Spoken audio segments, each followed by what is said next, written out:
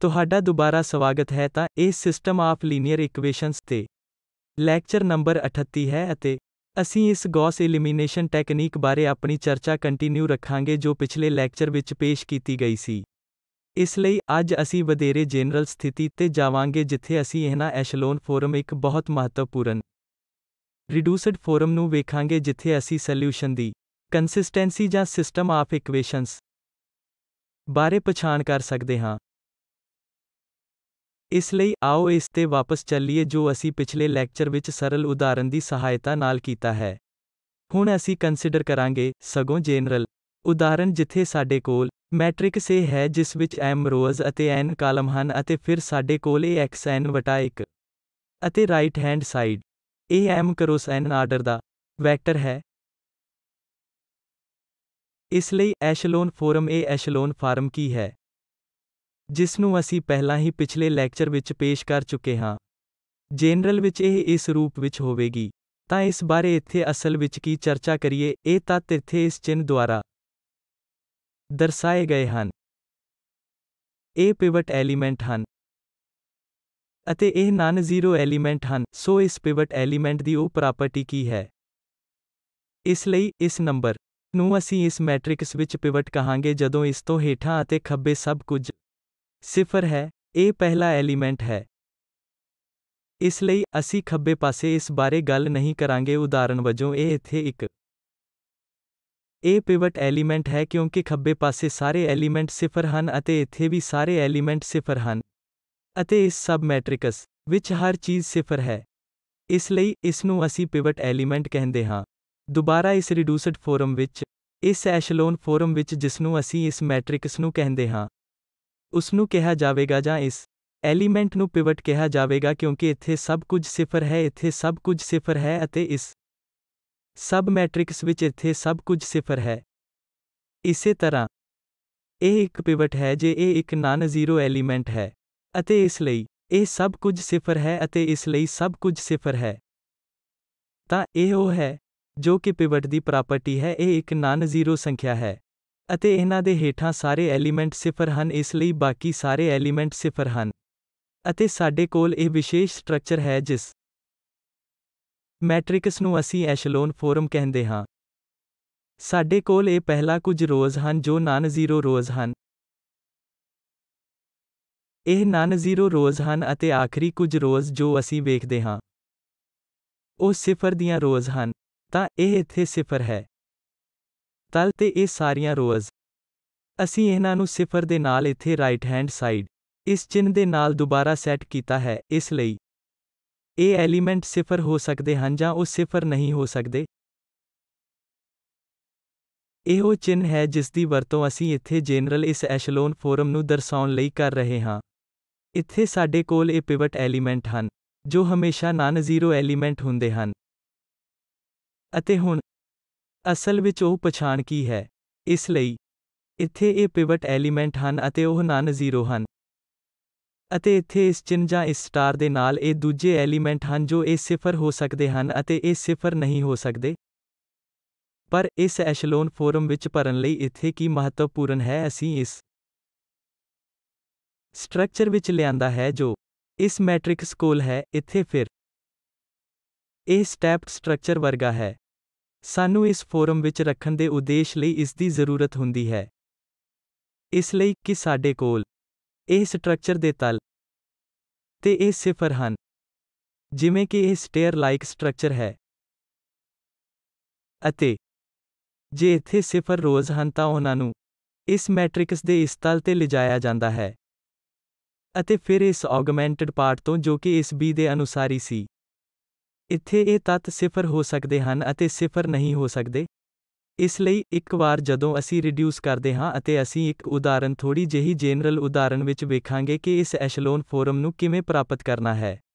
ਇਸ ਲਈ ਜੇ ਤੁਹਾਨੂੰ ਉੱਥੇ ਯਾਦ ਹੈ ਇਸ ਗੌਸ ਐਲੀਮੀਨੇਸ਼ਨ ਦੇ ਅਸਲ ਵਿੱਚ 3 ਕਦਮ ਸਨ।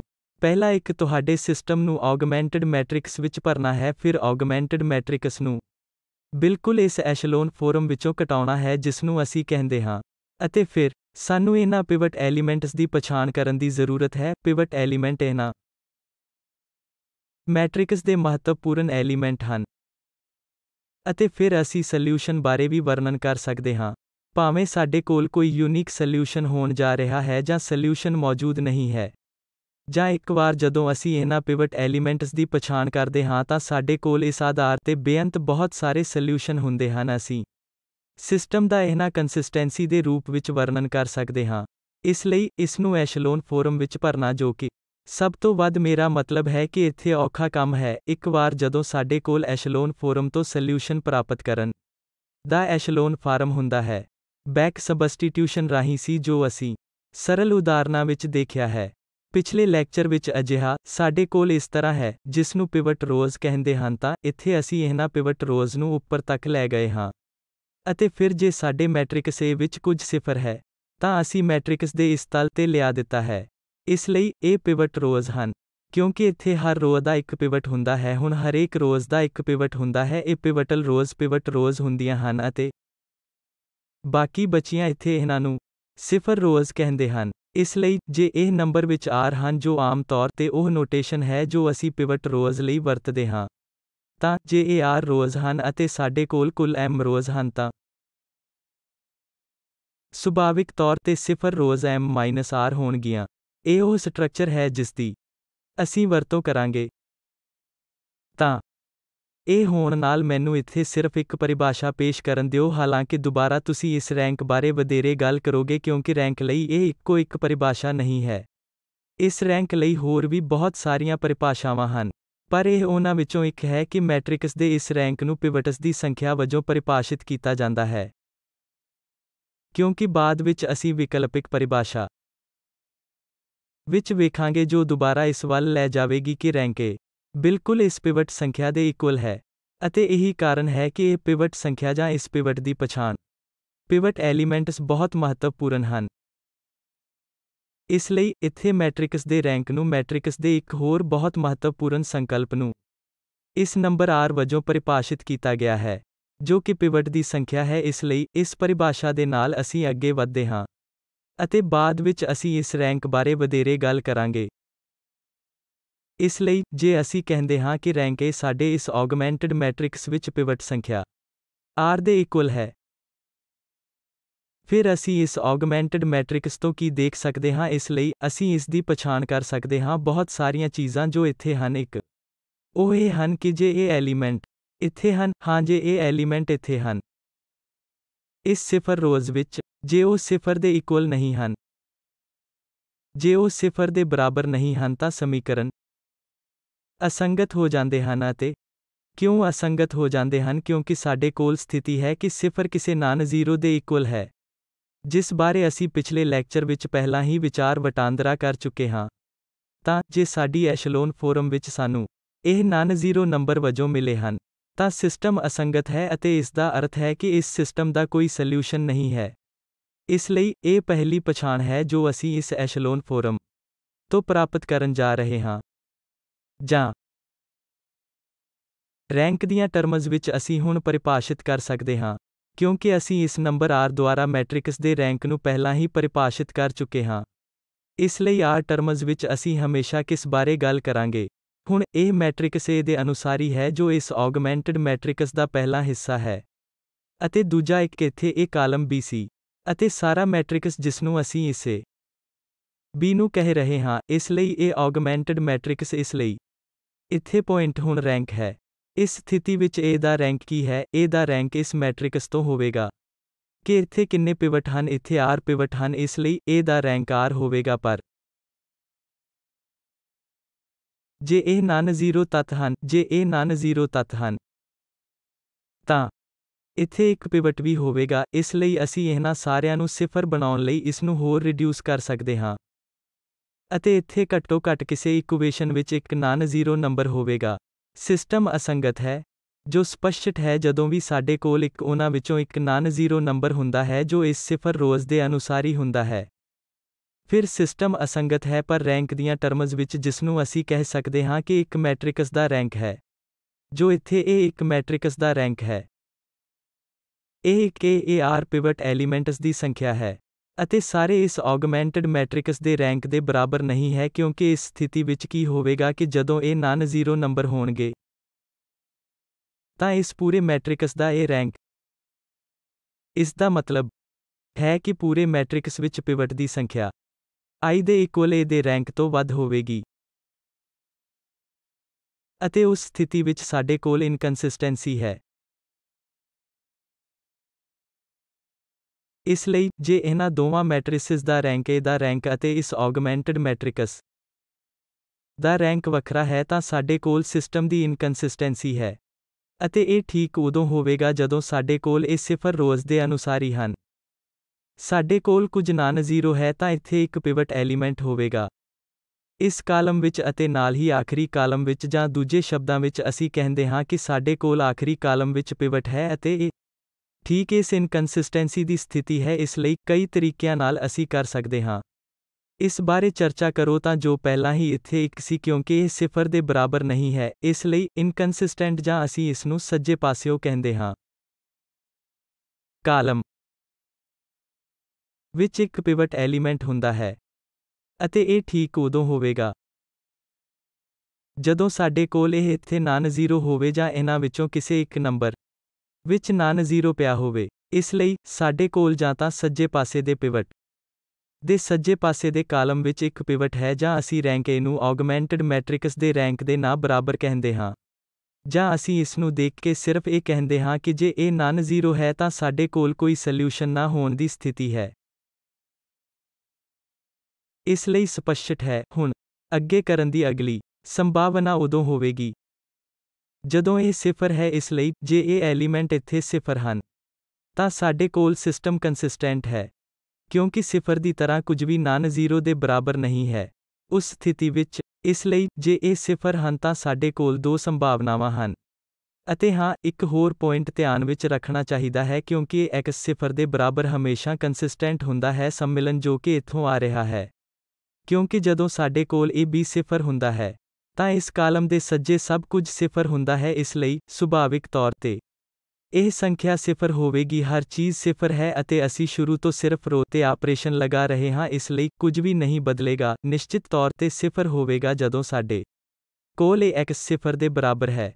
ਇਸ ਲਈ, ਇਸ ਸਥਿਤੀ ਵਿੱਚ ਸਿਸਟਮ ਹਮੇਸ਼ਾ ਕੰਸਿਸਟੈਂਟ ਹੁੰਦਾ ਹੈ, ਮਤਲਬ ਇਹ x 0 ਦੇ ਇਕੁਅਲ ਹੁੰਦਾ ਹੈ, ਇਸ ਦਾ ਹਮੇਸ਼ਾ ਇੱਕ ਸਲਿਊਸ਼ਨ ਹੋਵੇਗਾ। ਇਸ ਲਈ, ਵੈਸੇ ਵੀ, ਅਸੀਂ ਬਾਅਦ ਵਿੱਚ ਥੋੜੀ ਹੋਰ ਵਿਚਾਰ ਕਰਾਂਗੇ ਅਤੇ ਹੁਣ ਜਦੋਂ ਅਸੀਂ ਇਹ ਸਥਿਤੀ ਲੈਂਦੇ ਹਾਂ ਕਿ ਇਹ ਸਿਫਰ ਹਨ ਭਾਵ ਸਿਸਟਮ ਕੰਸਿਸਟੈਂਟ ਹੈ ਤਾਂ ਇੱਥੇ ਦੋ ਸਥਿਤੀਆਂ ਹਨ। ਪਹਿਲਾ, ਇੱਥੇ ਪਿਵਟ ਐਲੀਮੈਂਟਸ ਦੀ ਸੰਖਿਆ ਅਗਿਆਤ ਦੀ ਸੰਖਿਆ ਦੇ ਬਰਾਬਰ ਹੈ ਅਤੇ ਇਹ ਸਥਿਤੀ ਵੀ ਅਸੀਂ ਪਿਛਲੇ ਲੈਕਚਰ ਵਿੱਚ ਵੇਖੀ ਹੈ।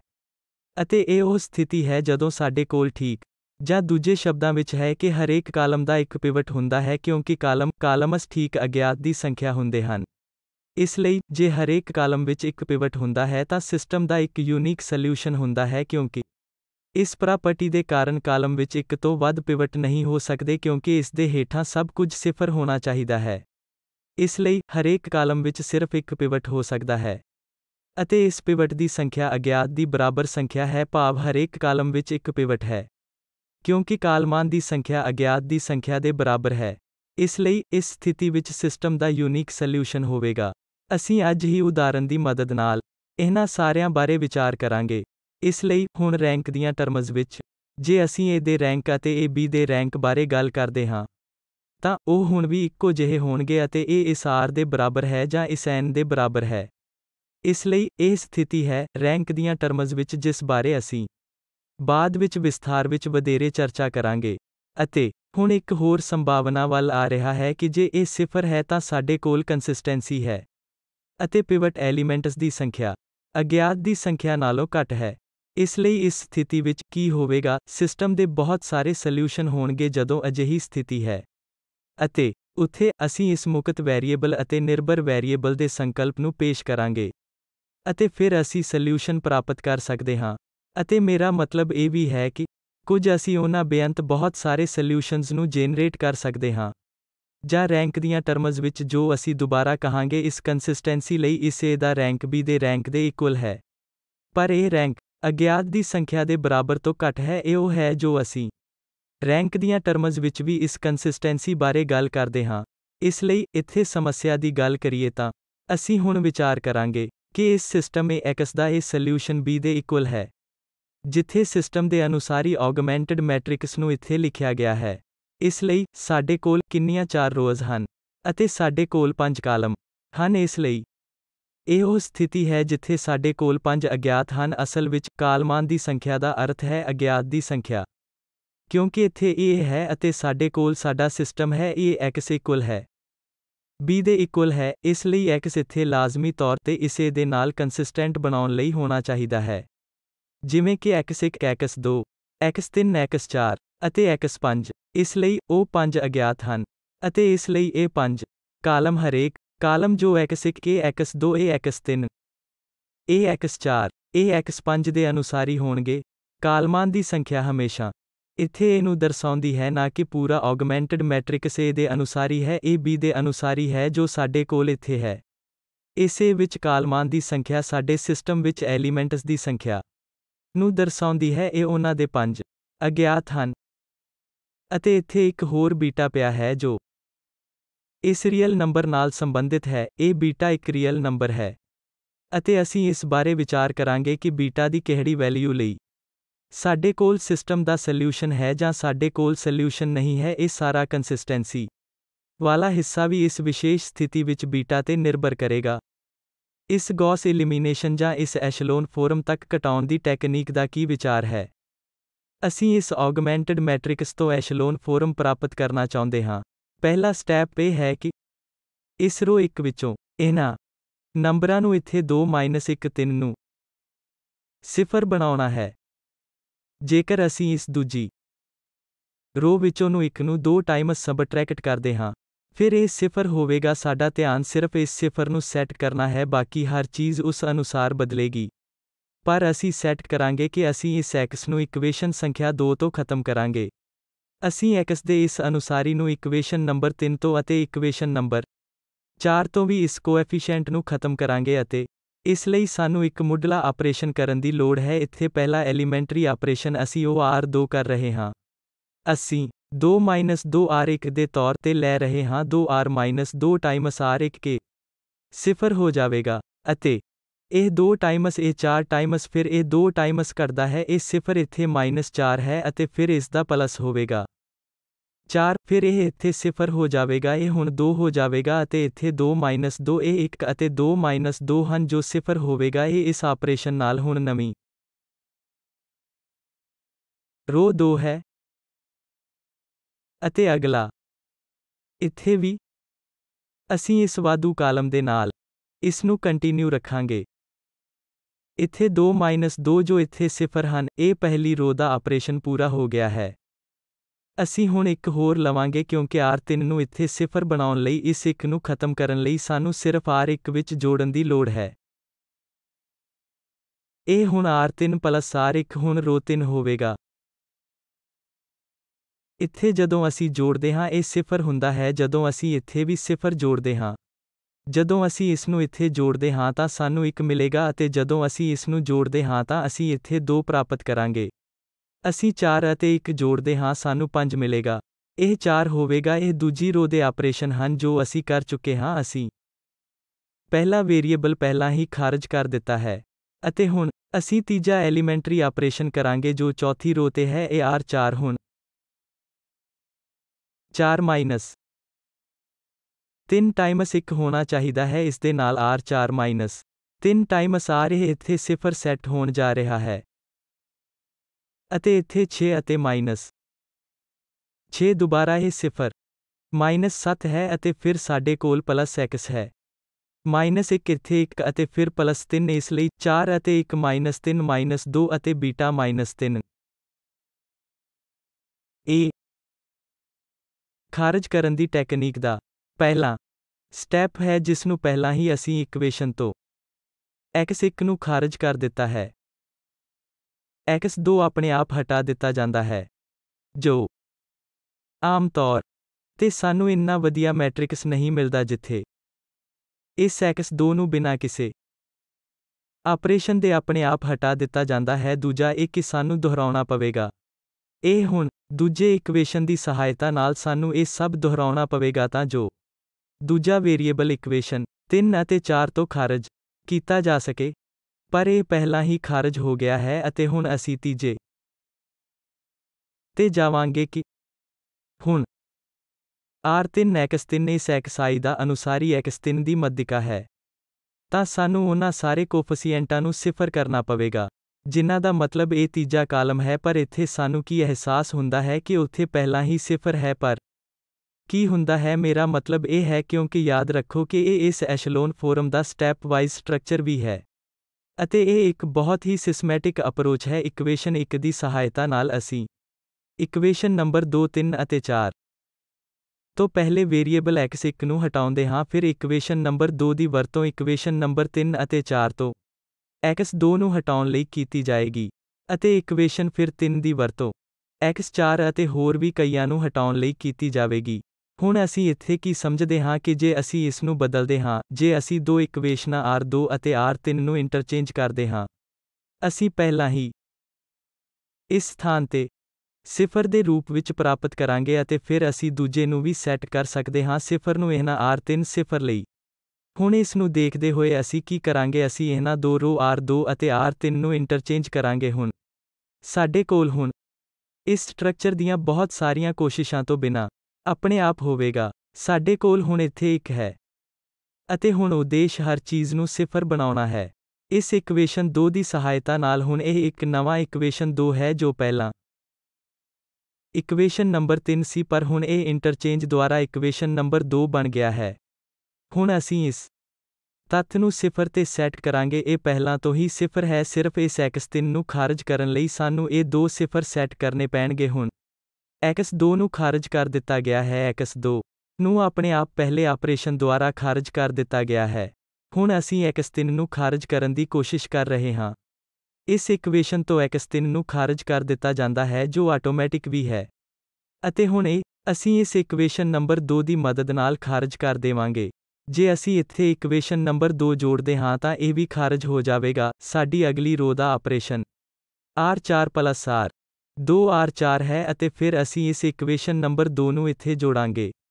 ਇਹ ਰੋ ਨੰਬਰ 2 ਹੋਵੇਗੀ ਸਿਫਰ ਤੇ ਇਸ ਨੂੰ ਸੈੱਟ ਕੀਤਾ ਜਾਵੇ। ਹੁਣ ਇਹਨਾਂ ਦੋਵਾਂ ਰੋ ਨੂੰ ਜੋੜ ਕੇ 2 ਅਤੇ 4 ਸਾਨੂੰ ਕੀ ਮਿਲੇਗਾ, ਘਟਾਓ 1 ਜੋ ਇੱਥੇ ਸਿਫਰ 2 ਹੈ, ਅਤੇ ਇਹ 4 ਇਸ ਨਾਲ 6 ਅਤੇ 5-2 ਪ੍ਰਾਪਤ ਹੋਣਗੇ। ਇਹ 3 ਅਤੇ 4 ਪਲੱਸ ਬੀਟਾ ਘਟਾਓ 3 ਹੈ, ਇਹ ਬੀਟਾ ਪਲੱਸ 1 ਹੈ। ਹੁਣ ਸਾਨੂੰ ਇਹ ਇਕੁਏਸ਼ਨ ਮਿਲ ਗਿਆ। ਹੁਣ ਅਸੀਂ ਪ੍ਰਕਿਰਿਆ ਨੂੰ ਕੰਟੀਨਿਊ ਰੱਖਾਂਗੇ, ਇਸ ਲਈ ਅਸੀਂ ਪਹਿਲਾਂ ਹੀ ਇਸ x3 ਨੂੰ ਹਟਾ ਦਿੱਤਾ ਹੈ, ਹੁਣ ਅਸੀਂ x4 ਨੂੰ ਹਟਾ ਦੇਵਾਂਗੇ।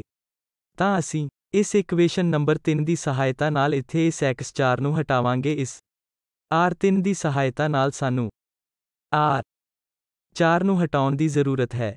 ਰੋ R4 ਵਿੱਚ x4 ਦਾ ਕੋਐਫੀਸ਼ੀਐਂਟ। ਹੁਣ ਅਸੀਂ ਕੀ ਕਰਾਂਗੇ, ਜੇ ਅਸੀਂ ਇਸ ਦਾ 3 ਟਾਈਮਸ ਲਵਾਂਗੇ ਅਤੇ ਇਸ R4 ਤੋਂ ਸਬਟਰੈਕਟ ਕਰਾਂਗੇ ਤਾਂ ਸਾਨੂੰ ਇਸ ਪੱਧਰ ਤੇ ਇੱਥੇ ਸਿਫਰ ਮਿਲੇਗਾ। ਇਹ R4-3 R3 R4-3 R3 ਕਰਦੇ ਹੋਏ ਅਸੀਂ ਇਸ ਨੂੰ ਵੀ ਸਿਫਰ ਸੈੱਟ ਕਰਾਂਗੇ। ਇਸ ਲਈ ਇਸ ਤਰ੍ਹਾਂ ਕਰਨ ਨਾਲ ਇਸ ਨੂੰ 3 ਟਾਈਮਸ ਇਹ ਸਿਫਰ ਹੈ, ਅਤੇ ਇਸ ਪਹੁੰਚ ਨੂੰ ਤੁਸੀਂ ਵੇਖਿਆ। ਜੇ ਅਸੀਂ ਇਸ ਸਿਸਟਮੈਟਿਕ ਤਰੀਕੇ ਨਾਲ ਚੱਲੀਏ ਤਾਂ ਇਸ ਨਾਲ ਪਰੇਸ਼ਾਨ ਨਹੀਂ ਹੋਵੇਗਾ। ਜਦੋਂ ਸਾਡੇ ਕੋਲ ਇਹ ਸਾਰੇ ਸਿਫਰ ਹੋਣਗੇ ਤਾਂ ਇਹਨਾਂ ਦਾ ਮਤਲਬ ਸਿਫਰ ਹੋਵੇਗਾ, ਕਿਉਂਕਿ ਅਸੀਂ ਇਸ ਆਪਰੇਸ਼ਨ ਨੂੰ ਇਸ ਰੋ ਨਾਲ ਕਰ ਰਹੇ ਹਾਂ ਜਿੱਥੇ ਇਸ ਨੂੰ ਛੱਡ ਦਿੱਤਾ ਗਿਆ ਸਭ ਕੁਝ ਸਿਫਰ ਹੈ। ਅਜਿਹਾ ਕਰਨ ਨਾਲ ਇਹ ਸੰਖਿਆਵਾਂ ਨਹੀਂ ਬਦਲਣਗੀਆਂ, ਇਹ ਸਿਫਰ ਨਹੀਂ ਬਦਲੇਗਾ। ਇੱਥੇ 6-3 ਟਾਈਮਸ 2 ਇਹ ਸਿਫਰ ਦੁਬਾਰਾ, ਅਤੇ 3-3 ਇਹ ਵੀ ਸਿਫਰ ਹੈ, ਅਤੇ ਇਹ ਬੀਟਾ ਪਲੱਸ 1-0 ਤੋਂ 3 ਵਿੱਚ ਜੋ ਬੀਟਾ ਪਲੱਸ 1 ਹੈ। ਇਹ ਰਿਡਿਊਸ ਫਾਰਮ ਹੈ। ਸਾਡੇ ਕੋਲ ਇਸ ਮਾਮਲੇ ਵਿੱਚ ਰਿਡਿਊਸ ਕਰਨ ਲਈ ਹੁਣ ਹੋਰ ਕੁਝ ਨਹੀਂ ਹੈ। ਇਹ ਰਿਡਿਊਸ ਫਾਰਮ ਹੈ, ਅਤੇ ਹੁਣ ਅਸੀਂ ਪਛਾਣ ਕਰਾਂਗੇ। ਅਸੀਂ ਪਹਿਲਾ ਕੇਸ ਲਵਾਂਗੇ ਜਦੋਂ ਬੀਟਾ 1 ਦੇ ਇਕੁਅਲ ਨਹੀਂ ਹੁੰਦਾ। ਜੇ ਅਸੀਂ ਇਸ ਕੇਸ ਨੂੰ ਲੈਂਦੇ ਹਾਂ ਜਦੋਂ ਬੀਟਾ 1 ਦੇ ਇਕੁਅਲ ਨਹੀਂ ਹੁੰਦਾ, ਇਸ ਦਾ ਮਤਲਬ ਹੈ ਕਿ ਇਸ ਸਥਾਨ ਤੇ ਕੁਝ ਨਾਨ-ਜ਼ੀਰੋ ਹੈ। ਇੱਥੇ ਜਦੋਂ ਬੀਟਾ ਕਿਸੇ ਇੱਕ ਚੀਜ਼ ਦੇ ਇਕੁਅਲ ਨਹੀਂ ਹੁੰਦਾ, ਨਾਨ-ਜ਼ੀਰੋ ਹੋਵੇਗਾ, ਅਤੇ ਜੇ ਕੋਈ ਨਾਨ-ਜ਼ੀਰੋ ਇੱਥੇ ਹੈ ਤਾਂ ਇਸ ਦਾ ਮਤਲਬ ਹੈ ਆਖਰੀ ਕਾਲਮ ਵਿੱਚ ਧੁਰਾ ਹੈ, ਪਿਛਲੇ ਕਾਲਮ ਵਿੱਚ ਇੱਕ ਧੁਰਾ ਹੈ, ਭਾਵ ਸਾਡੇ ਕੋਲ ਇੱਕ ਅਸੰਗਤ ਸਿਸਟਮ ਹੈ, ਅਤੇ ਜਾਂ ਦੂਜੇ ਸ਼ਬਦਾਂ ਵਿੱਚ ਸਾਡੇ ਕੋਲ ਸਿਫਰ ਕਿਸੇ ਨਾਨ-ਜ਼ੀਰੋ ਦੇ ਇਕੁਅਲ ਹੈ। ਕਿਸੇ ਵੀ ਸਥਿਤੀ ਵਿੱਚ ਜਦੋਂ ਇਹ ਬੀਟਾ 1 ਦੇ ਇਕੁਅਲ ਨਹੀਂ ਹੈ, ਸਿਸਟਮ ਅਸੰਗਤ ਹੈ ਅਤੇ ਸਾਡੇ ਕੋਲ ਸਿਸਟਮ ਦਾ ਕੋਈ ਸੋਲਿਊਸ਼ਨ ਨਹੀਂ ਹੈ। ਇਸ ਦਾ ਮਤਲਬ ਇਹ ਹੈ ਕਿ ਇਹ ਬਿਲਕੁਲ ਕੋਈ ਸੋਲਿਊਸ਼ਨ ਨਹੀਂ ਹੈ ਅਤੇ ਕੇਸ 2 ਅਸੀਂ ਕੰਸੀਡਰ ਕਰਾਂਗੇ ਕਿ ਬੀਟਾ -1 ਦੇ ਇਕੁਅਲ ਕਦੋਂ ਹੋਵੇਗਾ। ਜਦੋਂ ਬੀਟਾ -1 ਦੇ ਇਕੁਅਲ ਹੁੰਦਾ ਹੈ ਤਾਂ ਬਿਲਕੁਲ ਅਜਿਹਾ ਹੁੰਦਾ ਹੈ ਜਿੱਥੇ ਅਸੀਂ ਸੋਲਿਊਸ਼ਨ ਬਾਰੇ ਵਿਚਾਰ ਵਟਾਂਦਰਾ ਕਰਾਂਗੇ ਕਿਉਂਕਿ ਹੁਣ ਸਿਸਟਮ ਸੰਗਤ ਹੋ ਜਾਂਦਾ ਹੈ। ਆਖਰੀ ਰੋ ਸਿਫਰ ਹੋ ਗਈ ਹੈ, ਇਸ ਲਈ ਹੁਣ ਇਹ ਸੰਗਤ ਸਿਸਟਮ ਹੈ। ਪਿਛਲੇ ਸਟੈਪ ਵਿੱਚ ਸਾਡੇ ਕੋਲ ਧੁਰਾ ਨਹੀਂ ਹੈ, ਇਸ ਲਈ ਆਓ ਅਸੀਂ ਧੁਰੇ ਦੀ ਪਛਾਣ ਕਰੀਏ ਕਿਉਂਕਿ ਇਹ ਇੱਕ ਹੋਰ ਮਹੱਤਵਪੂਰਨ ਸਟੈਪ ਹੈ। ਇਹ ਪਹਿਲੇ ਕਾਲਮ ਵਿੱਚ ਇੱਥੇ ਧੁਰਾ ਹੈ। ਇਹ ਧੁਰੀ ਨਹੀਂ ਹੈ, ਇਸ ਲਈ ਹਰੇਕ ਰੋ ਅਤੇ ਹਰੇਕ ਕਾਲਮ ਵਿੱਚ ਵੱਧ ਤੋਂ ਵੱਧ ਇੱਕ ਧੁਰਾ ਹੋਵੇਗਾ ਜੋ ਸਹੀ ਵੀ ਹੈ। ਇੱਥੇ ਇਹ ਤੱਥ ਹੈ ਕਿਉਂਕਿ ਜੇ ਇਹ ਧੁਰਾ ਹੈ ਤਾਂ ਕੋਈ ਵੀ ਧੁਰਾ ਨਹੀਂ ਹੋ ਸਕਦਾ ਕਿਉਂਕਿ ਕਿਸੇ ਲਈ 2 ਇਸ ਦੇ ਖੱਬੇ ਪਾਸੇ ਧੁਰਾ ਨਹੀਂ ਹੋ ਸਕਦਾ। ਨਾਨ-ਜ਼ੀਰੋ ਇਸ ਲਈ ਸ਼ਾਂਤ ਹੈ, ਇਹ ਹੁਣ ਧੁਰਾ ਨਹੀਂ ਹੋ ਸਕਦਾ ਕਿਉਂਕਿ ਇਸ ਤੇ ਖਾਰਜ ਕਰ ਦਿੱਤਾ ਗਿਆ ਹੈ। ਇਹ ਸਿਫਰ ਤੱਤ ਨਹੀਂ ਹੋ ਸਕਦੇ, ਧੁਰਾ ਨਹੀਂ ਹੋ ਸਕਦੇ ਕਿਉਂਕਿ ਇਹ ਸਿਫਰ ਤੱਤ ਹੈ। ਇਹ ਧੁਰਾ ਨਹੀਂ ਹੋ ਸਕਦਾ, ਸਾਡੇ ਕੋਲ ਧੁਰਾ ਹੈ ਕਿਉਂਕਿ ਹੁਣ ਜੋ ਸਾਰੀਆਂ ਪ੍ਰਾਪਰਟੀਜ਼ ਨੂੰ ਸੰਤੁਸ਼ਟ ਕਰਦਾ ਹੈ, ਸਭ ਕੁਝ ਇਸ ਸਿਫਰ ਤੇ ਛੱਡ ਦਿੱਤਾ ਗਿਆ। ਇੱਥੇ ਸਿਫਰ ਅਤੇ ਇੱਥੇ ਵੀ ਸਿਫਰ। ਹੁਣ ਇਸ ਤੇ ਆਉਂਦੇ ਹਾਂ, ਇਹ ਵੀ ਇੱਥੇ ਪਿਵਟ ਸਿਫਰ ਅਤੇ ਫਿਰ ਇਹ ਆਖਰੀ ਕਾਲਮ ਵੀ ਇੱਕ ਪਿਵਟ ਨਹੀਂ ਹੈ ਕਿਉਂਕਿ ਹੁਣ ਇਹ ਪਿਵਟ ਨਹੀਂ ਹੋ ਸਕਦਾ ਅਤੇ ਇਹ ਵੀ ਪਿਵਟ ਨਹੀਂ ਹੋ ਸਕਦਾ। ਆਖਰਕਾਰ ਸਾਡੇ ਕੋਲ ਕੀ ਹੈ? ਸਾਡੇ ਕੋਲ ਇੱਥੇ ਇੱਕ ਪਿਵਟ ਹੈ ਅਤੇ ਇੱਥੇ ਇੱਕ ਪਿਵਟ ਹੈ। 1 2 3 ਸਾਡੇ ਕੋਲ 3 ਪਿਵਟ ਹਨ। ਸਾਡੇ ਕੋਲ 3 ਧੁਰੇ ਹਨ ਅਤੇ ਸਾਡੇ 5 ਅਣਜਾਣ ਧੁਰੇ ਹਨ। ਇਹ ਉਹ ਕੇਸ ਹੈ ਜਿੱਥੇ ਸਾਨੂੰ ਅਨੰਤ ਰੂਪ ਵਿੱਚ ਅਨੇਕ ਸੋਲਿਊਸ਼ਨ ਮਿਲਦੇ ਹਨ। ਹੁਣ ਇਸ ਵੱਲ ਆਉਂਦੇ ਹਾਂ। ਅਸੀਂ ਇਹਨਾਂ ਫਰੀ ਵੇਰੀਏਬਲਾਂ ਨੂੰ ਪੇਸ਼ ਕਰਾਂਗੇ ਅਤੇ ਪਿਛਲੇ ਲੈਕਚਰ ਤੋਂ ਯਾਦ ਕਰਨ ਲਈ ਫਿਰ ਇਹ ਵਧੇਰੇ ਜੇਨਰਲ ਹੈ। ਅਸੀਂ ਇੱਥੇ ਸਮਝਾਂਗੇ ਕਿ ਪਹਿਲੇ ਕਾਲਮ ਵਿੱਚ ਇੱਕ ਪਿਵਟ ਹੈ। ਅਜਿਹਾ ਨਹੀਂ ਹੈ ਕਿ ਅਸੀਂ ਫਰੀ ਵੇਰੀਏਬਲ ਨਹੀਂ ਲਵਾਂਗੇ। ਦੂਜੇ ਕਾਲਮ ਵਿੱਚ ਕੋਈ ਧੁਰਾ ਨਹੀਂ ਹੈ। ਇਸ x2 ਨੂੰ ਅਸੀਂ ਇੱਥੇ ਫਰੀ ਵੇਰੀਏਬਲ ਵਜੋਂ ਚਿੰਨ੍ਹਿਤ ਕੀਤਾ ਹੈ ਅਤੇ ਇਸ ਕਾਲਮ ਵਿੱਚ ਇੱਕ ਧੁਰਾ ਹੈ। ਇਹ x3 ਦਾ ਅਨੁਸਾਰੀ ਹੈ ਜੋ ਅਸੀਂ ਫਰੀ ਵੇਰੀਏਬਲ ਵਜੋਂ ਨਹੀਂ ਲੈ ਰਹੇ ਹਾਂ। ਇਸ ਲਈ ਇਹ ਅਜਿਹਾ ਹੈ ਜਿਸ ਨੂੰ ਡਿਪੈਂਡੈਂਟ ਵੇਰੀਏਬਲ ਕਿਹਾ ਜਾਂਦਾ ਹੈ, ਜਿਸ ਨੂੰ ਅਸੀਂ ਬੁਲਾ ਸਕਦੇ ਹਾਂ। ਇਹ x3 ਡਿਪੈਂਡੈਂਟ ਹੈ, ਇਹ ਫਰੀ ਨਹੀਂ ਹੈ। ਸਾਡੇ ਕੋਲ ਉੱਥੇ ਧੁਰਾ ਹੈ। ਜਿੱਥੇ ਵੀ ਸਾਡੇ ਕੋਲ ਧੁਰਾ ਹੈ, ਅਸੀਂ ਉਹਨਾਂ ਨੂੰ ਡਿਪੈਂਡੈਂਟ ਵੇਰੀਏਬਲ ਦੇ ਰੂਪ ਵਿੱਚ ਚਿੰਨ੍ਹਿਤ ਕਰਦੇ ਹਾਂ। ਜਿੱਥੇ ਸਾਡੇ ਕੋਲ ਕੋਈ ਧੁਰਾ ਨਹੀਂ ਹੈ, ਅਸੀਂ ਉਹਨਾਂ ਨੂੰ ਫਰੀ ਵੇਰੀਏਬਲ ਦੇ ਰੂਪ ਵਿੱਚ ਚਿੰਨ੍ਹਿਤ ਕਰਾਂਗੇ ਜੋ ਸਧਾਰਨ ਐਲਗੋਰਿਦਮ ਹੈ। ਅਸੀਂ ਇੱਥੇ ਪਾਲਣਾ ਕਰਾਂਗੇ, ਹਾਲਾਂਕਿ ਇਹ ਜ਼ਰੂਰੀ ਨਹੀਂ ਹੈ ਕਿ ਸਾਨੂੰ ਇਸ ਤਰੀਕੇ ਨਾਲ ਕਰਨਾ ਪਵੇ, ਪਰ ਇਹ ਇੱਕ ਬਹੁਤ ਹੀ ਸਿਸਟੇਮੈਟਿਕ ਅਪਰੋਚ ਹੈ। ਕਾਲਮ ਨੰਬਰ 1 ਤੇ ਜਾਓ। ਜੇ ਇਸ ਦਾ ਇੱਕ ਪਿਵਟ ਐਲੀਮੈਂਟ ਹੈ ਤਾਂ ਇਸ ਨੂੰ ਇੱਕ ਡਿਪੈਂਡੈਂਟ ਵੇਰੀਏਬਲ ਵਜੋਂ ਚਿੰਨ੍ਹਿਤ ਕਰੋ। ਅਗਲੇ ਕਾਲਮ 2 ਤੇ ਜਾਓ। ਇਸ ਵਿੱਚ ਪਿਵਟ ਐਲੀਮੈਂਟ ਨਹੀਂ ਹੈ। ਕਾਲਮ 2 ਵਿੱਚ ਕੋਈ ਤੱਤ ਨਹੀਂ ਹੈ ਜਿਸ ਨੂੰ ਅਸੀਂ ਫਰੀ ਵੇਰੀਏਬਲ ਕਾਲਮ ਨੰਬਰ 3 ਵਜੋਂ ਮਾਰਕ ਕਰਾਂਗੇ। ਇੱਕ ਧੁਰਾ ਹੈ, ਇਸ ਨੂੰ ਇੱਕ ਡਿਪੈਂਡੈਂਟ ਵੇਰੀਏਬਲ ਵਜੋਂ ਚਿੰਨ੍ਹਿਤ ਕੀਤਾ ਜਾਂਦਾ ਹੈ। ਦੁਬਾਰਾ ਕਾਲਮ ਨੰਬਰ 4 ਦਾ ਇੱਕ ਧੁਰਾ ਹੈ। ਅਸੀਂ ਇਸ ਨੂੰ ਡਿਪੈਂਡੈਂਟ ਵੇਰੀਏਬਲ ਕਾਲਮ ਨੰਬਰ 5 ਵਜੋਂ ਚਿੰਨ੍ਹਿਤ ਕੀਤਾ ਹੈ। ਦੁਬਾਰਾ ਫਿਰ ਅਸੀਂ ਮਾਰਕ ਕੀਤਾ ਹੈ ਕਿ ਇੱਕ ਫਰੀ ਵੇਰੀਏਬਲ ਹੈ ਕਿਉਂਕਿ ਹੁਣ ਸਾਡੇ ਕੋਲ ਅਜਿਹਾ ਕਰਨ ਨਾਲ ਇਸ ਦਾ ਧੁਰਾ ਨਹੀਂ ਹੈ। ਇਸ ਲਈ ਬਹੁਤ ਸਾਰੀਆਂ ਚੀਜ਼ਾਂ ਹੱਥ ਵਿੱਚ ਹਨ ਕਿਉਂਕਿ ਫਰੀ ਵੇਰੀਏਬਲ ਦਾ ਮਤਲਬ ਹੈ ਕਿ ਅਸੀਂ ਜੋ ਵੀ ਪਸੰਦ ਕਰਦੇ ਹਾਂ ਅਸੀਂ ਉਹ ਚੁਣ ਸਕਦੇ ਹਾਂ, ਉਹ ਮੁੱਲ ਦੇ ਸਕਦੇ ਹਾਂ।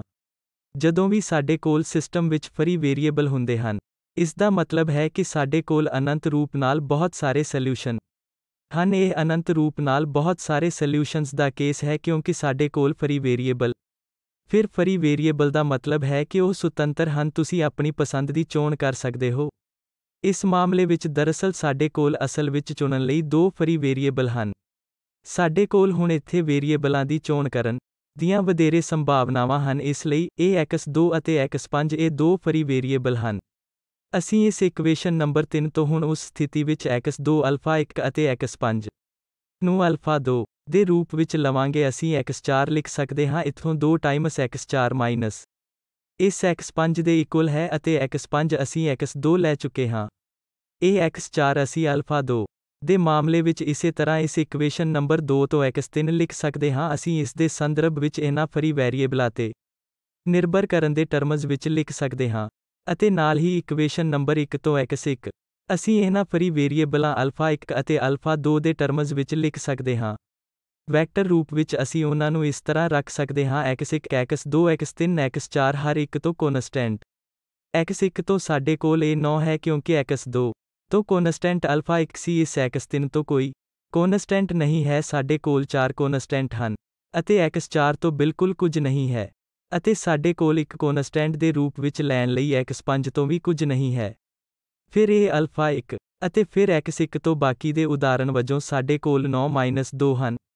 -2 ਅਲਫਾ 1 ਦੇ ਨਾਲ ਸੀ ਇੱਥੇ, -2 ਅਤੇ ਅਲਫਾ 2 ਦੇ ਨਾਲ ਸਾਡੇ ਕੋਲ ਅਲਫਾ 2 ਦੇ ਨਾਲ ਹੈ। ਇੱਥੇ x1 ਵਿੱਚ ਸਾਡੇ ਕੋਲ -9 ਪੁਆਇੰਟ ਹਨ ਜੋ ਇਸ ਵੈਕਟਰ ਵਿੱਚ ਇੱਥੇ ਲਏ ਗਏ ਹਨ। ਅਸੀਂ ਹੁਣ ਇਹ x1 x2 x3 x4 ਅਤੇ x5 ਲਿਖ ਸਕਦੇ ਹਾਂ ਇਸ ਵਿਸ਼ੇਸ਼ ਰੂਪ ਵਿੱਚ, ਜਿੱਥੇ ਸਾਡੇ ਕੋਲ ਇਹਨਾਂ ਫਰੀ ਵੇਰੀਏਬਲਸ ਤੋਂ ਪਹਿਲਾਂ ਫਰੀ ਵੈਕਟਰ ਹੈ ਅਤੇ ਫਿਰ ਇਹ ਅਲਫਾ 1 ਦੇ ਨਾਲ ਇੱਕ ਫਰੀ ਵੇਰੀਏਬਲ ਵੈਕਟਰ ਦੁਬਾਰਾ ਇੱਥੇ ਆ ਰਿਹਾ ਹੈ ਅਤੇ x2 ਫਿਰ ਇਹ ਫਰੀ ਵੈਕਟਰ ਇਸ ਫਰੀ ਵੇਰੀਏਬਲ ਦੇ ਨਾਲ ਦੁਬਾਰਾ ਇਹ ਵੈਕਟਰ ਆ ਰਿਹਾ ਹੈ। ਅਤੇ ਸਾਡੇ ਕੋਲ ਕੀ ਹੈ ਇਹ ਵੀ ਵੇਖਿਆ ਹੈ ਕਿ ਸਾਡੀ ਇੱਕ ਬਹੁਤ ਹੀ ਵਿਸ਼ੇਸ਼ ਸਟਰਕਚਰ ਹੈ। ਹੁਣ ਜਦੋਂ ਅਸੀਂ ਇਸ ਰੂਪ ਵਿੱਚ ਲਿਖਦੇ ਹਾਂ ਕਿ ਇੱਕ ਪਾਰਟਿਕਿਊਲਰ ਸੋਲਿਊਸ਼ਨ ਹੈ ਤਾਂ ਦਿੱਤੇ ਗਏ ਸਿਸਟਮ x ਦਾ ਇੱਕ ਪਾਰਟਿਕਿਊਲਰ ਸੋਲਿਊਸ਼ਨ b ਦੇ ਇਕੁਅਲ ਹੈ ਜਦੋਂ ਕਿ ਇਹ ਭਾਗ ਇਸ ਅਲਫਾ 1 ਅਤੇ ਅਲਫਾ 2 ਨਾਲ ਹਨ। ਇਹ ਵੈਕਟਰ ਜਾਂ ਇਹਨਾਂ ਵੈਕਟਰਾਂ ਦਾ ਸੁਮੇਲ ਇਹ ਅਨੁਸਾਰੀ ਹੋਮੋਜੀਨੀਅਸ ਇਕੁਏਸ਼ਨ ਨੂੰ ਸੰਤੁਸ਼ਟ ਕਰਦੇ ਹਨ ਜਿਸਦਾ ਮਤਲਬ ਹੈ x 0 ਦੇ ਇਕੁਅਲ ਹੈ। ਇੱਥੇ ਇਹ xp ਇਸ ਪਾਰਟਿਕਿਊਲਰ ਸੋਲਿਊਸ਼ਨ ਨੂੰ ਜੇਕਰ ਅਸੀਂ ਇਸ xp ਦੀ ਬਜਾਏ ਇੱਥੇ ਸਬਸਟੀਟਿਊਟ ਕਰਦੇ ਹਾਂ ਇਹ x ਬਿਲਕੁਲ ਦਿੱਤੀ ਗਿਆ ਸਿਸਟਮ ਦੇਵੇਗੀ ਅਤੇ ਇੱਥੇ ਇਹ ਹਿੱਸਾ ਅਸਲ ਵਿੱਚ ਸੰਤੁਸ਼ਟ ਇਹ x 0 ਦੇ ਇਕੁਅਲ ਹੈ ਅਤੇ ਇਹ ਕੁੱਲ ਦੇ ਵਜੋਂ ਹੈ ਸਾਡੇ ਕੋਲ ਸੋਲਿਊਸ਼ਨ ਹੈ। ਇਹ x ਇੱਕ ਸੋਲਿਊਸ਼ਨ ਹੈ ਕਿਉਂਕਿ ਇਹ ਅਤੇ ਇਸ x ਦੇ ਦੋ ਹਿੱਸੇ ਹਨ ਇਹ ਪਾਰਟਿਕੂਲਰ ਪਲਸ xh ਅਤੇ ਅਸੀਂ ਇੱਥੇ ਇਸ ਪ੍ਰੋਡਕਟ ਰੂਲ ਦੀ ਵਰਤੋਂ ਕਰ ਸਕਦੇ ਹਾਂ ਇਹ xp ਪਲਸ ਇਹ xh ਅਤੇ ਇਹ 0 ਹੈ। ਇਹ xp b ਦੇਵੇਗਾ ਸਮੁੱਚੇ ਤੌਰ ਤੇ ਇਹ x ਸੰਤੁਸ਼ਟ ਕਰੇਗਾ ਇਹ x b ਦੇ ਇਕੁਅਲ ਹੈ। ਪਰ ਜੇ ਅਸੀਂ ਥੋੜਾ ਜਿਹਾ ਹੋਰ ਵਿਸਥਾਰ ਵਿੱਚ ਜਾਈਏ ਤਾਂ ਅਸੀਂ ਕੀ ਦੇਖਦੇ ਹਾਂ ਕਿ ਅਸਲ ਵਿੱਚ ਇਹ ਭਾਗ ਸੰਤੁਸ਼ਟ ਕਰਨ ਵਾਲਾ ਇਹ x ਹੈ ਜੋ ਕਿ b ਦੇ ਇਕੁਅਲ ਹੈ। ਇਹ ਭਾਗ ਸੰਤੁਸ਼ਟ ਕਰਨ ਵਾਲਾ ਇਹ x 0 ਦੇ ਇਕੁਅਲ ਹੈ।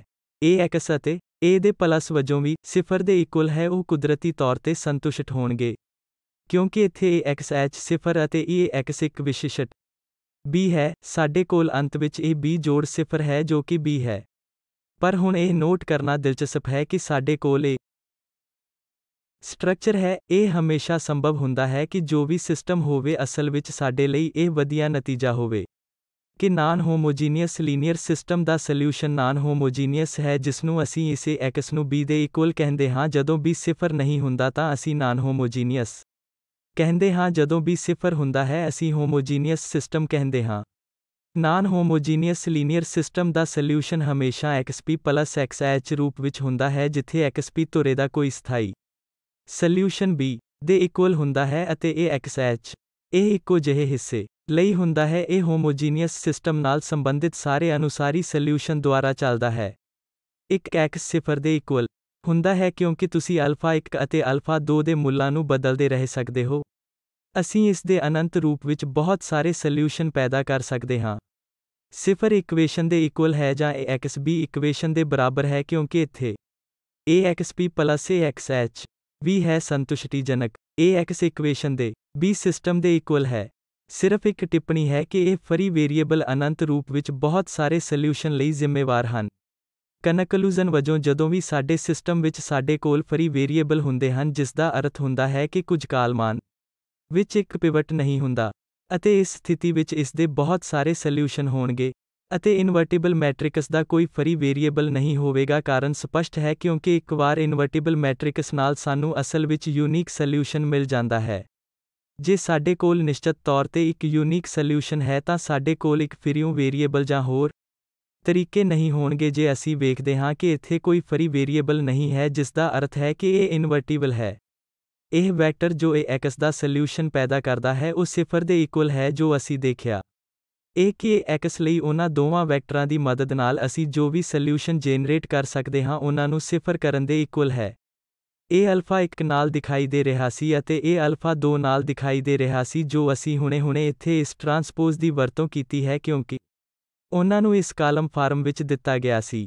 ਇਹ ਵੈਕਟਰ ਜੋ ਉਹ ਹਨ, ਇਸ x ਦੇ ਸੋਲਿਊਸ਼ਨ ਦੇ ਜਨਰੇਟਰ ਨੂੰ 0 ਦੇ ਇਕੁਅਲ ਕਿਹਾ ਜਾਂਦਾ ਹੈ ਜੋ ਅਸੀਂ ਦੇਖਿਆ ਹੈ। ਇਹ ਜਨਰੇਟਰ ਇਸ ਦੇ ਆਧਾਰ ਹਨ। ਇਹ ਟਰਮਜ਼ ਅਸੀਂ ਥੋੜੀ ਦੇਰ ਬਾਅਦ ਪੇਸ਼ ਕਰਾਂਗੇ। ਮੈਂ ਕੁਝ ਤਕਨੀਕੀ ਸ਼ਰਤਾਂ ਦਾ ਇੱਥੇ ਜ਼ਿਕਰ ਕਰ ਰਿਹਾ ਹਾਂ, ਪਰ ਉਹਨਾਂ ਦੀ ਚਰਚਾ ਅਗਲੇ ਲੈਕਚਰ ਵਿੱਚ ਕੀਤੀ ਜਾਵੇਗੀ। ਇਹ ਜਨਰੇਟਰ ਜਿਨ੍ਹਾਂ ਨੂੰ ਅਸੀਂ ਪਹਿਲਾਂ ਹੀ ਵੇਖਿਆ ਹੈ ਉਹਨਾਂ ਨੂੰ ਆਧਾਰ ਕਿਹਾ ਜਾਂਦਾ ਹੈ, ਕਿਉਂਕਿ ਇਹ ਉਹ ਮੁੱਖ ਕੰਪੋਨੈਂਟ ਹਨ ਜੋ ਸੋਲਿਊਸ਼ਨ ਦਾ ਜਨਰੇਟਰ ਹੈ। ਇਹਨਾਂ ਨੂੰ ਸੋਲਿਊਸ਼ਨ ਸਪੇਸ ਦੇ ਆਧਾਰ ਕਿਹਾ ਜਾਂਦਾ ਹੈ। ਇੱਕ ਹੋਰ ਮਿਆਦ ਆਈ ਹੈ, ਇਸ x ਦੀ ਹੱਲ ਥਾਂ 0 ਦੇ ਇਕੁਅਲ ਹੈ। ਕਿਉਂਕਿ ਇਹ x 0 ਦੇ ਇਕੁਅਲ ਹੈ, ਉਦਾਹਰਨ ਲਈ ਉਸ ਮਾਮਲੇ ਵਿੱਚ ਸਾਰੇ ਸੋਲਿਊਸ਼ਨ ਹਨ, ਅਤੇ ਇਹਨਾਂ ਵੈਕਟਰਾਂ ਨੂੰ ਉਸ ਸਪੇਸ ਦੇ ਆਧਾਰ ਕਿਹਾ ਜਾਂਦਾ ਹੈ ਜਿੱਥੇ ਸਾਡੇ ਕੋਲ ਬਹੁਤ ਸਾਰੇ ਸੋਲਿਊਸ਼ਨ ਹਨ, ਅਤੇ ਉਸ ਸਪੇਸ ਨੂੰ ਨਲ ਸਪੇਸ ਵੀ ਕਿਹਾ ਜਾਂਦਾ ਹੈ ਜਿਸ ਬਾਰੇ ਅਗਲੇ ਲੈਕਚਰ ਵਿੱਚ ਦੁਬਾਰਾ ਵਿਚਾਰ ਵਟਾਂਦਰਾ ਕੀਤਾ ਜਾਵੇਗਾ। ਹਾਂ ਬਿਲਕੁਲ, ਇੱਥੇ ਨਲ ਸਪੇਸ ਇੱਕ ਵੈਕਟਰ ਸਪੇਸ ਹੈ। ਇੱਥੇ ਇੱਕ ਹੋਰ ਟਰਮ ਲਈ ਇੱਥੇ ਵੈਕਟਰ ਸਪੇਸ ਆ ਗਈ ਹੈ। ਇਹ ਨਲ ਸਪੇਸ ਜੋ ਇੱਥੇ ਸੋਲਿਊਸ਼ਨ ਸਪੇਸ ਹੈ ਇੱਕ ਵੈਕਟਰ ਸਪੇਸ ਹੈ। ਇੱਕ ਸੈੱਟ ਦੀਆਂ ਕੁਝ ਪ੍ਰਾਪਰਟੀਜ਼ ਹਨ, ਉਹ ਸੋਲਿਊਸ਼ਨ ਸੈੱਟ ਜਿਸ ਬਾਰੇ ਅਸੀਂ ਗੱਲ ਕਰ ਰਹੇ ਹਾਂ ਜਿਸ ਨੂੰ ਬਾਅਦ ਵਿੱਚ ਵੈਕਟਰ ਸਪੇਸ ਵਜੋਂ ਜਾਣਿਆ ਜਾਵੇਗਾ। ਉਦਾਹਰਨ ਲਈ ਅਸੀਂ ਦੇਖਦੇ ਹਾਂ ਕਿ ਜੇ ਅਸੀਂ ਦੋ ਸੋਲਿਊਸ਼ਨ ਜੋੜਦੇ ਹਾਂ ਤਾਂ ਨਵਾਂ ਸੋਲਿਊਸ਼ਨ ਵੀ ਹੋਵੇਗਾ। ਇਸੇ x ਦਾ ਹੱਲ 0 ਇਕੁਏਸ਼ਨ ਦੇ ਬਰਾਬਰ ਹੈ ਕਿਉਂਕਿ ਜੇਕਰ x1 ਇਸ ਨੂੰ ਸੰਤੁਸ਼ਟ ਕਰਦਾ ਹੈ ਅਤੇ x2 ਵੀ ਇਸ ਨੂੰ ਸੰਤੁਸ਼ਟ ਕਰਦਾ ਹੈ, ਅਤੇ ਫਿਰ ਇਹ x1 ਪਲਸ x2 ਵੀ ਉਸ ਇਕੁਏਸ਼ਨ ਨੂੰ ਸੰਤੁਸ਼ਟ ਕਰਨਗੇ ਕਿਉਂਕਿ ਇਹ x1 ਪਲਸ x2 ਦੋਵੇਂ 0 ਹਨ। ਇਹ ਵੀ ਸੰਤੁਸ਼ਟ ਹੋਵੇਗਾ। ਇੱਥੇ x ਦੇ ਸੋਲਿਊਸ਼ਨ ਸੈੱਟ ਦੇ ਇਕੁਅਲ ਹੈ। 0 ਵਿੱਚ ਕੁਝ ਵਧੀਆ ਪ੍ਰਾਪਰਟੀਜ਼ ਹਨ, ਜਿਵੇਂ ਕਿ ਤੁਸੀਂ ਕੋਈ ਵੀ ਦੋ ਸੋਲਿਊਸ਼ਨ ਜੋੜਦੇ ਹੋ ਜੋ ਵੀ ਹੋਵੇਗਾ ਇੱਕ ਸੋਲਿਊਸ਼ਨ ਹੋਵੇਗਾ, ਜਾਂ ਤੁਸੀਂ ਇਸ ਸੋਲਿਊਸ਼ਨ ਲਈ n ਨੰਬਰ ਨਾਲ ਮਲਟੀਪਲਾਈ ਕਰੋ, ਇਹ ਵੀ ਇੱਕ ਸੋਲਿਊਸ਼ਨ ਹੋਵੇਗਾ। ਹੋਰ ਬਹੁਤ ਸਾਰੀਆਂ ਪ੍ਰਾਪਰਟੀਜ਼ ਹਨ ਜਿਨ੍ਹਾਂ ਵਿੱਚ ਵੈਕਟਰ ਸਪੇਸ ਹੈ, ਜਿਸ ਬਾਰੇ ਅਗਲੇ ਲੈਕਚਰ ਵਿੱਚ ਵਿਚਾਰ ਵਟਾਂਦਰਾ ਕਰਾਂਗੇ। ਇੱਥੇ ਕਨਕਲੂਜਨ ਸਿਸਟਮ ਆਫ ਇਕੁਏਸ਼ਨਸ ਲਈ ਇਹ ਐਸ਼ਲੋਨ ਫਾਰਮ ਮਹੱਤਵਪੂਰਨ ਸੀ। ਅਸੀਂ ਫਰੀ ਵੇਰੀਏਬਲ ਦੇ ਇਸ ਸੰਕਲਪ ਨੂੰ ਪੇਸ਼ ਕੀਤਾ। ਇਹ ਮੂਲ ਰੂਪ ਵਿੱਚ ਸੋਲਿਊਸ਼ਨਸ ਦਾ ਕਾਰਨ ਬਣਦਾ ਹੈ, ਅਤੇ ਇਕੁਏਸ਼ਨ ਦੀ ਹੋਮੋਜੀਨੀਅਸ ਸਿਸਟਮ ਦੇ ਸੋਲਿਊਸ਼ਨ ਵਿੱਚ ਇਹ ਵਿਸ਼ੇਸ਼ ਸਟਰਕਚਰ ਹੈ ਕਿ ਸਾਨੂੰ ਇਹ xp ਮਿਲਦਾ ਹੈ ਜੋ b ਦੇ ਇਕੁਅਲ ਹੈ ਅਤੇ ਦਿੱਤੇ ਗਏ ਇਹ x ਨੂੰ ਸੰਤੁਸ਼ਟ ਕਰਦਾ ਹੈ। ਸਾਡੇ ਕੋਲ ਇੱਕ ਹਿੱਸਾ ਹੈ ਇੱਥੇ xh ਜੋ ਕਿ ਇਹ x ਨੂੰ ਸੰਤੁਸ਼ਟ ਕਰਦਾ ਹੈ 0 ਦੇ ਬਰਾਬਰ ਹੈ। ਸਮੁੱਚੇ ਤੌਰ ਤੇ x ਦਾ ਮਤਲਬ ਹੈ ਕਿ ਇਹ ਸੰਤੁਸ਼ਟ ਇਹ x b ਦੇ ਇਕੁਅਲ ਹੈ। ਇਹ ਵਰਤੇ ਗਏ ਹਵਾਲੇ ਹਨ। ਧੰਨਵਾਦ।